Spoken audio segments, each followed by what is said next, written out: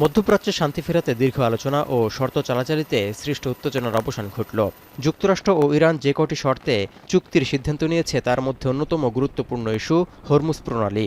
৩০ দিনের মধ্যে মার্কিন অবরোধ তুলে নেওয়ার শর্তে টোল আদায় ছাড়াই তেল সরবরাহের জন্য বিশ্বের গুরুত্বপূর্ণ নৌরুটটি খুলে দিতে সম্মত ইরান।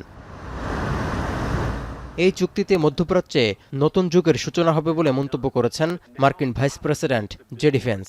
এছাড়া জ্বালানি তেলের দাম কমার মধ্য দিয়ে যুক্তরাষ্ট্রসহ গোটা বিশ্ব সুফল ভোগ করবে বলেও মনে করেন তিনি। If the Iranians comply with this deal, it is going to fundamentally transform the Middle East for the next 50 years. It's going to end the war.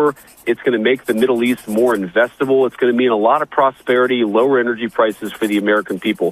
যুক্তরাষ্ট্র ও ইরানের মধ্যে সমঝোতা চূড়ান্তের খবরে ইতোমধ্যেই বিশ্ব অর্থনীতিতে সুবাতাস বইতে শুরু করেছে। সোমবার সকালে 4% কমে বিশ্ববাজারে ব্যারেল প্রতি অপরিশোধিত জ্বালানি তেলের দাম দাঁড়িয়েছে $83। শুক্রবার চুক্তি সই হওয়ার অপেক্ষা এখন।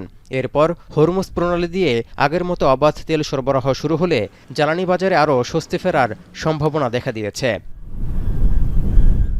একই সময় এশিয়া, ইউরোপ ও যুক্তরাষ্ট্রসহ বিশ্বের প্রায় সব শেয়ার বাজারগুলোর সূচকও বেশ চাঙা। সোমবার লেনদেন শুরু হতেই ঊর্ধ্বমুখী এশিয়া প্যাসিফিক অঞ্চলের শেয়ার বাজার। জাপানের প্রধান শেয়ার বাজার নিক্কেইয়ের সূচক 5.4% বেড়েছে, আর দক্ষিণ কোরিয়ার প্রধান সূচক কসপি এক লাফেই বেড়েছে 5.7%।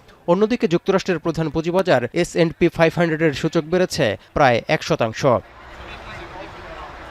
মধ্যপ্রাচ্যে দীর্ঘদিনের ভূ রাজনৈতিক উত্তেজনা এবং স্থায়ীভাবে যুদ্ধবন্ধের ইস্যুটি বৈশ্বিক মুদ্রাস্ফীতি নিয়ন্ত্রণে বড় ধরনের ভূমিকা রাখবে বলে মনে করছেন অর্থনৈতিক বিশ্লেষকরা।